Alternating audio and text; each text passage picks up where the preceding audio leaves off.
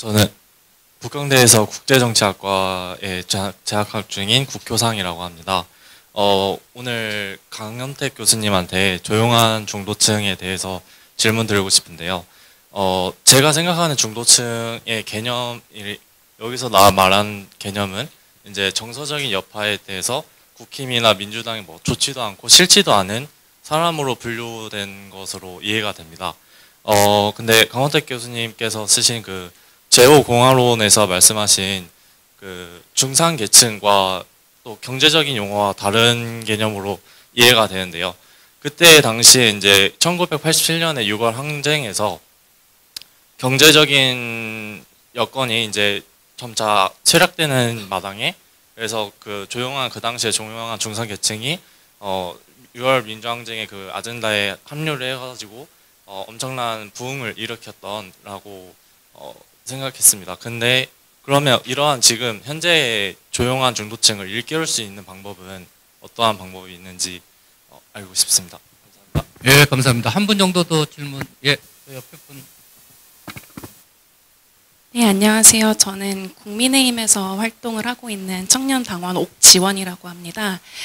다름 아니라 저도 강원택 교수님께 질문이 있는데요. 그 중도층 관련해서 이제 조용한 다수를 대변하는 어떤 정치인이 충분히 대변되고 있지 않다라는 그런 마지막에 결론을 봤을 때 저는 그렇게 생각하거든요. 이제 당에 그런 사람이 없는 것은 아닌데 그런 사람들은 그러니까 다수와 다른 생각을 하는 그 당 내에서 다수와 생각을 다른 사람은 당에서 많은 공격을 받게 되거든요.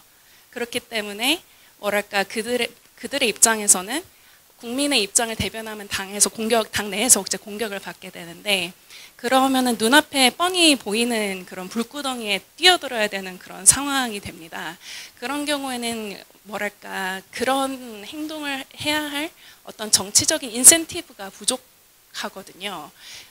그렇기 때문에 그래서 그런 정치인들이 많이 국민 앞에 본선에서 나타나지 않는다고 저는 생각을 합니다. 그래서 그런데 이제 교수님의 생각은 어떠하신지, 또 우리 정치가 그런 어떤 조용한 다수 국민들의 의사를 더 잘 대변하는 그런 정치인들이 어려움을 극복하고 이렇게 나타날 수 있으려면 어떻게 해야 될지 좀 궁금합니다. 예, 뭐 공교롭게 저만 이렇게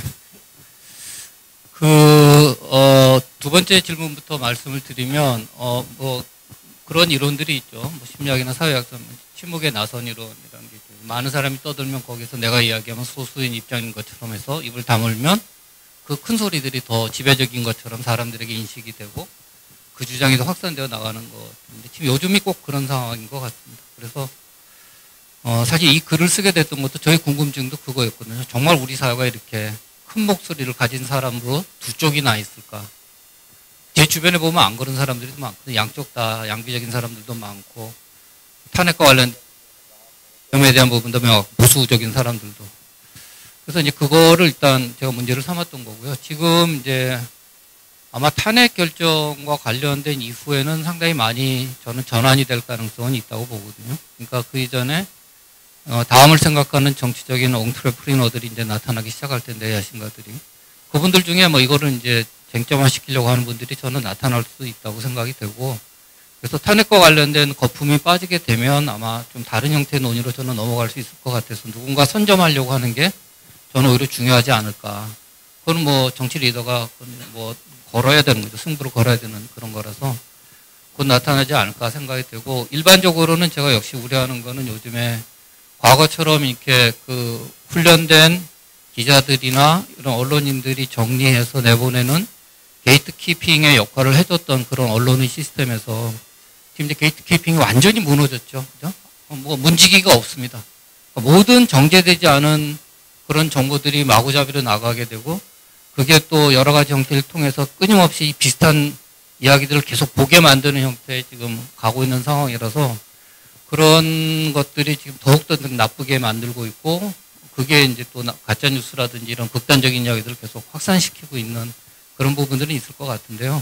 저는 이제 그래도 오늘 뭐 다 말씀하셨지만 상당히 나빠지기는 했지만 그래도 여전히 우리가 버틸 만한 힘은 있다라는 게 이번 조사의 결론 같거든요. 그래서 아마 탄핵과 관련된 국면이 지나가게 되면 다른 목소들이 저는 나올 수 있을 거라고 생각을 하고요.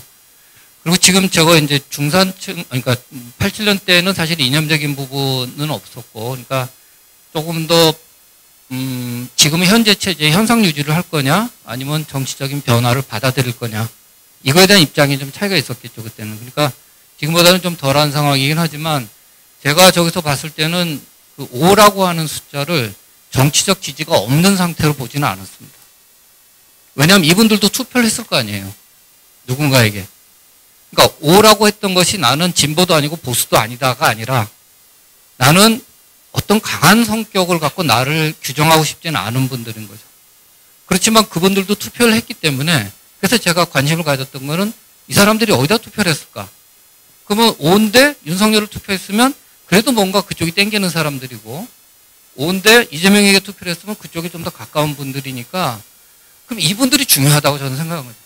근데 마침 이제 우리 조사에서 그게 한 46% 거의 50% 가까이 나왔고 그분들이 그다음에 이재명 지지자나 윤석열 투표자에 따라 똑같이 한 50% 가까이 나왔기 때문에 사실은 저는 이제 그분들의 선택이나 판단이 제일 중요하다고 봐서 이것도 마찬가지로 지금 이제 아마 입을 다물고 있는 상황인데 지금은 이제 사실은 탄핵 재판이 모든 거를 지금 덮고 있는 상황이라서 지금은 잘 드러나지 않지만 그 부분의 단계가 넘어가서 또 다른 형태의 경쟁 단계나 정치의 단계로 지금 이제 사법의 단계인 상황에서 일어나고 있는 것 같고요.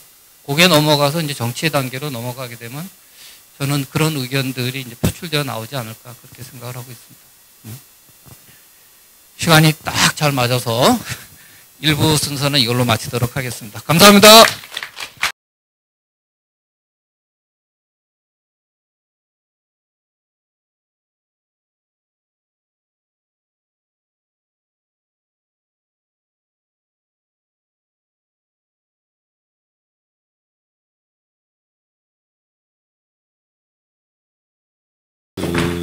민주주의 후퇴라는 게 지난 10여 년 동안 명확하게 좀 드러난 8년 이렇게 얘기를 한다면 민주주의 절차나 법치주의나 혹은 주요 정치 제도에 대한 신뢰 이런 것들이 상당히 떨어져 있고 그 이면에 양극화가 진행되고 있다. 그런데 많은 분들이 지적을 해주셨지만 그 양극화가 응답자 혹은 국민의 보수성이나 진보성에 의해서 갈리는 게 아니다라고 공통적으로 말씀을 해주셨습니다. 그게 상당히 감정적인 선호도고 그 선호도를 구성하는 데는 말씀들이 계셨는데 그 정파의 지도자들을 결국은 따르는 그리고 그 정파의 지도자의 반대자 혹은 경쟁자에 대한 강한 그 비호감을 표시하는 그런 형태의 양극화가 진행되고 있다. 따라서 지금 말씀 나왔습니다마는 한국 사회가 이념적으로 이렇게 쭉 나눠져 있는 거에 비해서 상당히 강한 형태로 지금 양극화가 되어 있고 그 과정에서는 조용한 중도라고 뭐 표현을 했습니다만 조용하지만 다수의 그 중도의 목소리들이 거의 대변되고 있지 않다라고 하는 그 말씀이 계셨습니다. 그래서 여기 한국민주주의 미래와 제도개혁이 이렇게 되어 있는데 이대로 가면 미래는 100% 밟지 못한 것 같습니다. 그리고 실제로 이번 여론조사에서도 1년 후에 지금의 정치적인 갈등이 어떻게 될 것이냐에 대해서 압도적 다수가 더 나빠질 거라고. 그러니까 2017년 이맘때에 국민들이 그 한국 정치의 미래를 이렇게 나쁘게 보지는 않았던 걸로 제가 기억을 하는데 이번에는 탄핵 이후의 새 정치 질서에 대한 기대가 현재로서는 거의 없는 이번에 이 조사는 따라서 뭔가를 지금 바꾸지 않으면 상황은 더 나빠지는 것이 아니냐 그런 그 여론까지 지금 나와 있습니다. 그래서 이것을 어떻게 바꿀 것이냐와 관련해서 저희 그 세 분 선생님들 지금 모셨는데 이 세 분은 한국 정치의 연구계의 뭐 탑3죠. 그 뭐 워낙 뛰어나신 분들이고 굉장히 어렵게 또 모셨고요. 근데 저희가 시간이 별로 없습니다. 그래서 일단 여기 지금 프로그램 상으로는 한 50분 정도로 지금 잡혀져 있는데 가능하면 조금 더 진행을 하고 그 진행하는 과정에서 또 바쁘신 분들이 있으면 좀 가셔도 되고요. 저희가 할 수 있는 만큼 그 토론을 진행을 하는 것으로 하겠습니다. 그러면 뭐 첫 번째 질문이자 마지막 질문인데 그냥 여기 나와 있습니다. 정치 개혁에 대해서 이제 어떻게 해야 되는 것인지 이 세 분의 지론은 이미 다 나와 있거든요. 그래서 그 지론도 좀 말씀을 해주시고 그 다음에 그거와 별개로 전망도 좀 말씀을 해주시고 그 전망이라고 하는 것은 뭐 정치 개혁에 지금 현재의 많은 분들이 말씀하시는 거는 만약에 탄핵 인용이 되고 조기 대선이 온다고 하면은 그 짧은 기간 동안에 정치 개혁에 어디까지를 우리가 과연 할 수 있을 것인지 그것에 대한 그 전망도 좀 같이 말씀을 해주시고 그래서 세 분께서 한 15분 정도 쭉 말씀을 하시고 그 다음에는 저도 지금 추가 질문이 굉장히 많은데 그거는 좀 세이브하고 여기 플로어에 계신 분들의 질문을 받고요. 그래서 그 질문에 대한 대답들을 세 분 패널께서 해주시고 가능한 시간이 닿는 대로 해주시고 오늘 세미나를 마치는 걸로 하겠습니다. 그러면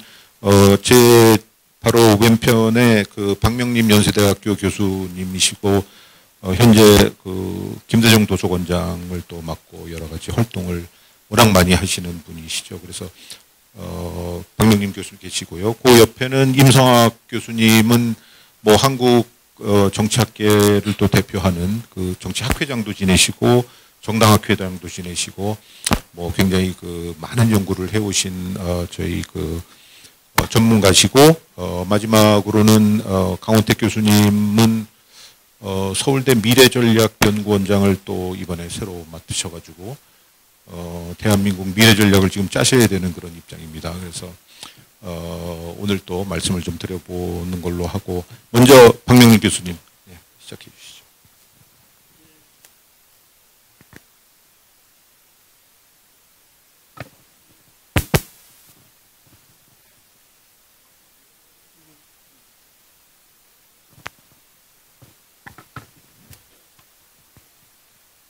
네, 감사합니다.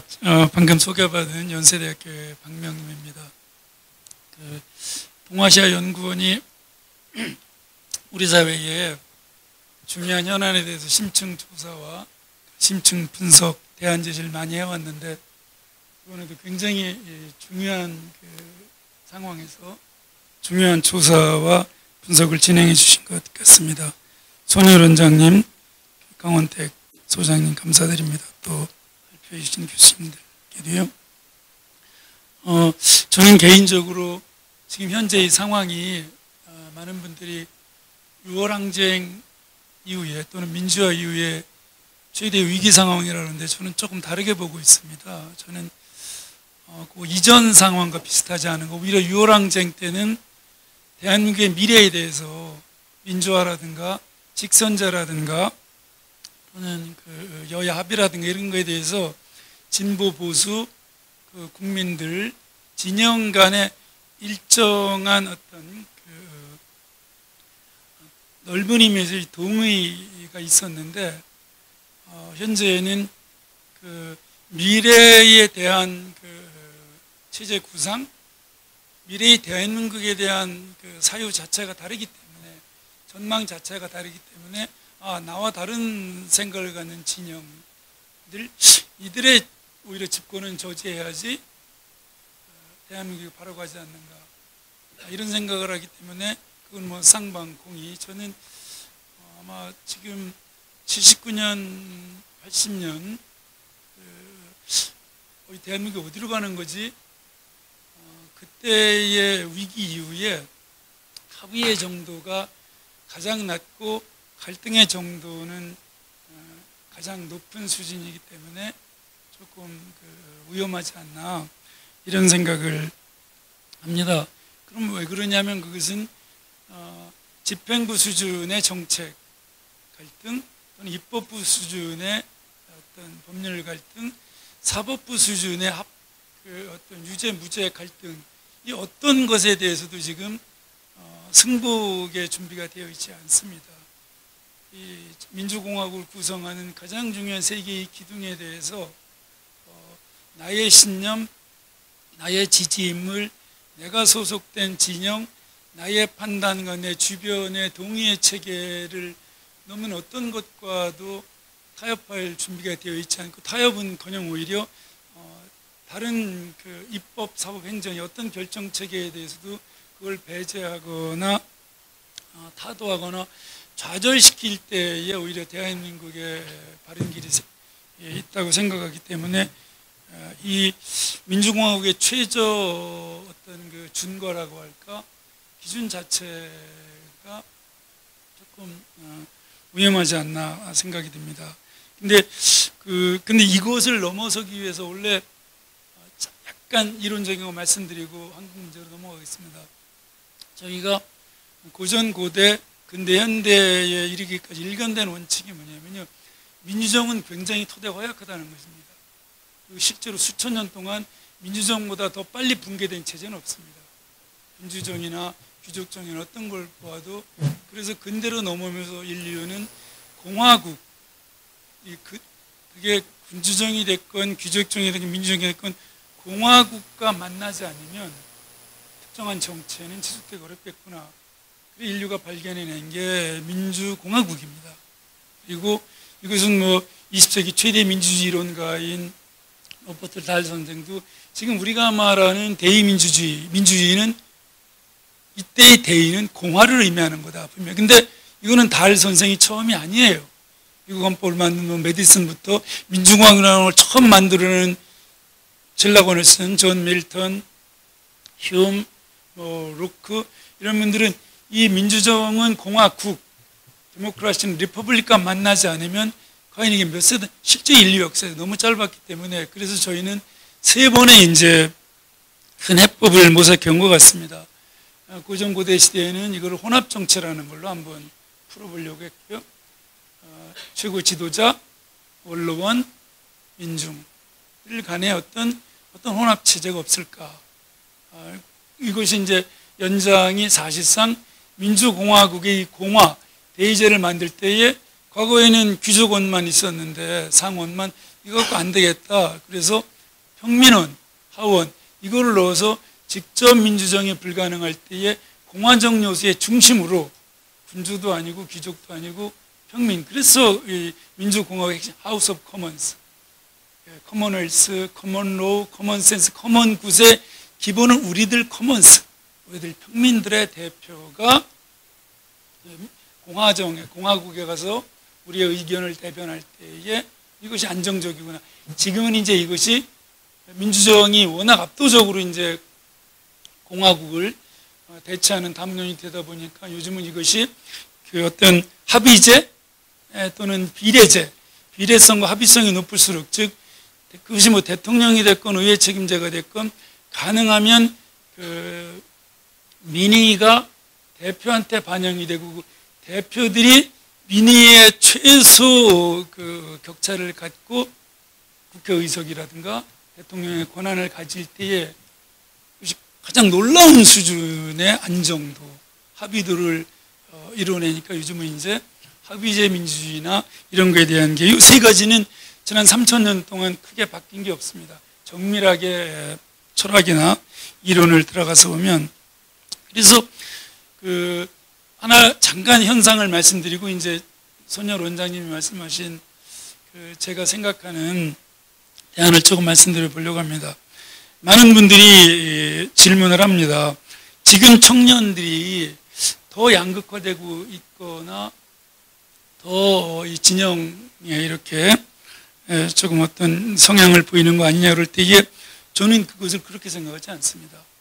왜냐하면 이 주권이라는 것, 자기 주권의 반영의 정도, 그 비례성과 갈등 지표는 뭐 강원택 교수님도 우리 사회 여러 차례 발표를 해주시고 가르쳐 주셨고, 이거는 가치가기 때문에 상관관계가 너무 높기 때문에 자기 세대 또는 자기 계층, 자기 젠더 그 의사가 반영이 안 될 때에는 주권의 직접 반영의 이 선호도가 높게 나옵니다.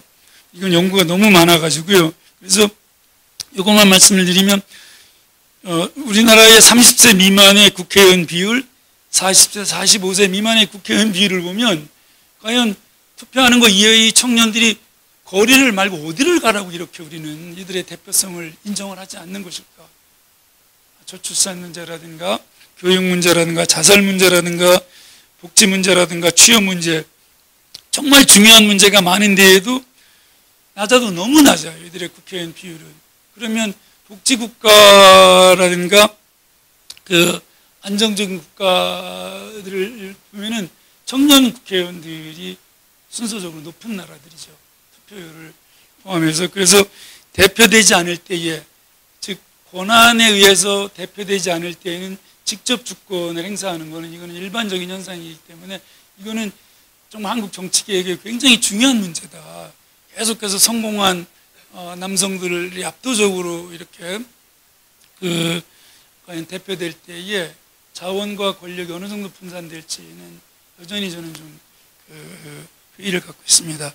제가 생각하는 그 제도적인 개혁은 조금 분명하면서도 이렇게 약간 애매모호한 영역이 있는데 그건 나중에 토론에 말씀드리겠습니다. 저는 이 시민, 국민, 대중 수준에서의 과잉민주주의와 대표, 국가, 정부 수준에서의 과소민주주의, 이 두 개의 간극을 줄이는 것이 모든 제도개혁의 알파 오메가라고 생각합니다.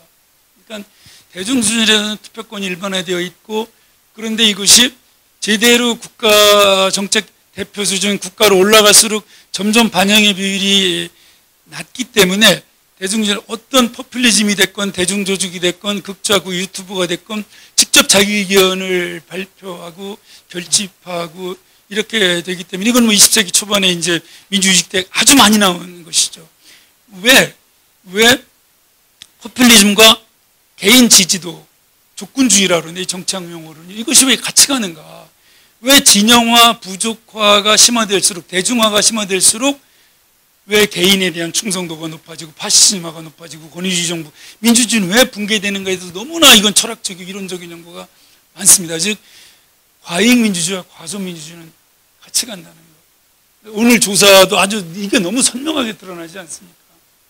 개인에 대한 지지, 이것이 어떻게 저희는 뭐 이거 양보하지 않죠. 나는 누가 대통령 되는 꼴은 못 봐. 뭐 이거죠. 이거는 이 조건주의라는 거는 20세기의 가장 중요한 현상이기 때문에 이거를 타파하는데 모든 정말 많은 헌법을 만들 때에 됐던 것이라서 이것을 과연 우리가 이런 인물이나 진영이나 부족, 이 과소민주주의에 이 집중되는 이 현상, 특히 이 포퓰리즘이나 대중의 과잉민주주의로 해서 이거를 민주정은 기본적으로 자치와 자율 주권에 근거하지만 단명이고 독임이고 민주정은. 그래서 프롤레타리아 독재도 프롤레타리아 민주주의라고 부릅니다. 이건 이론적으로 다 근거가 인민민주주의도 조건, 인물에 대한 이 강렬한 선호를 갖는 게 민주정이기 때문에 공화국, 연합이나 대표나 비례성이나 공동복리, 그래서 인류 역사의 공화국의 최초의 번역이 커먼웰스입니다. 공동복리, 나라는 모두의 것이다. 꼬메이 벨레라는 말의 번역인데요. 그 중간에 이제 레이프블리케를 꼬메이 벨레를 거쳐서 커먼웰스, 그 다음에 리퍼블릭으로 이제 그러는데, 그래서 이런 공화국에 대한 그 연합, 공동선에 대한 합의가 없이는 저는 이 한국의 지금 민주정은 과잉민주주의 위기와 과소민주주의 위기, 쌍방 위기를 넘기는 간단치 않을 것 같습니다. 만약에 탄핵이 인용되건 기각되건 어느 쪽도 승복하기 어려울 것입니다. 만약에 인용이 돼서 다음 정부가 출범한다고 할 경우에 지금보다 안정적일 거냐? 저는 절대 그렇게 보지 않습니다. 이 승복 문제 때문에. 그러면 제도를 어떻게 바꿀 거냐? 정말 그렇습니다. 그건 뭐냐면 제가 이제 헌법개혁이 중요하다. 노무현 대통령 탄핵소추 후에 그런 글과 논문을 많이 발표하니까 무슨 얘기냐. 정당이 중요하다. 정당개혁이. 이론가들이나 이런 분들이 너무 강력하게 반박을 해서 글도 많이 썼으면 그건 인과관계가 바뀐 거다. 왜냐하면 이건 대한민국의 정당이 발전 못하는 게 정당 자체의 요인이냐. 그렇지 않다. 그건 마찰을 말앞에 놓는 거야. 이론적으로. 대통령 권력 독점과 독임 때문에 우리나라는 정당이 두 개밖에 여당 야당은 없다. 대통령당과 후보당이다. 그건 여당 안에서도 마찬가지. 그 당시 용어로는 현재 권력과 미래 권력. 여당 안에서 대통령 세력과 후보 세력의 갈등. 그다음에 여당 후보와 야당 후보와 그러니까 캠프가 만들어지고 그게 중심이 되고 거기서 정책이 나오고 정당은 역할이 없기 때문에 대통령당과 후보당밖에 없는데 정당을 강화시키면은 정치 극복이 된다는 거는 이거는 조금 어렵다. 그래서 저는 헌법개혁을 오랫동안 주장해왔는데 요점만 말씀드리겠습니다. 저는 지배당과 반대당이 없고 대통령당과 이 후보당만 있었더라도 집행부 구성을 지금처럼 낮은 득표율로 권력을 독임하면 안 되니까 대통령 결선 투표제를 둬서 연립과 연합이 가능하게 해야 된다. 후보 단일화라는 표현 대신 국무총리에 의해 복수 추천제나 국무회 의결 기구화나 장관 임명 동의제를 통해서 의회도 야당도 집행부 구성에 참여해서 책임을 나누자. 권력과 책임을. 그 다음에 의회 개혁은 양원제를 도입을 해서 지방소멸, 청년들 대표, 소외계층 압도적으로 국회의원 권한과 정수는 확대하되 조선 OECD 평균이나 1948년 재헌헌법 수준을 그러나 국회의원 개인의 특권과 개인의 권한은 너무 크기 때문에 이거는 대폭 줄여야 된다. 보좌관은 전 세계 어느 나라보다 많고 세비도 어느 나라보다 비싼 이거는 의회의 권한을 국민의 대표의 권한을 키워야지 의원 개인을 뽑는 게 아니라 우리는 헌법. 그래서 이거는 뭐 자세한 거는 좀 말씀드릴 시간이 없을 것 같고요. 마지막으로는 저는 삼권 분립 시대가 끝났다고 생각하는 사람입니다. 사권 분립을 오래 주장해 왔는데요.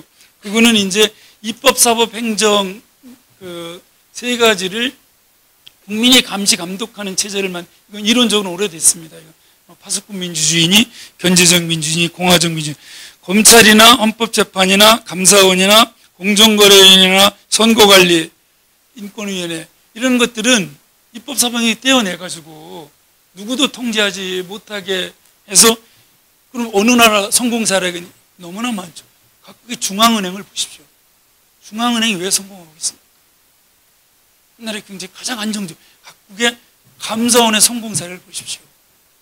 대통령의 통제를 받거나 의회 통제를 받지 않을 때에 오히려 성공한 사례가 많기 때문에 저는 이제 인류가 대한민국뿐만 아니라 이 민주정의 위기는 세계적인 것이라서 공화국을 강화시키고 주권과 권한을 조화시키고 삼권 분립의 견제와 균형뿐만 아니라 사권 분립의 견제와 균형을 하는 건데 아까 원장님 주신 마지막 질문은 제가 시간이 종료됐다 그래서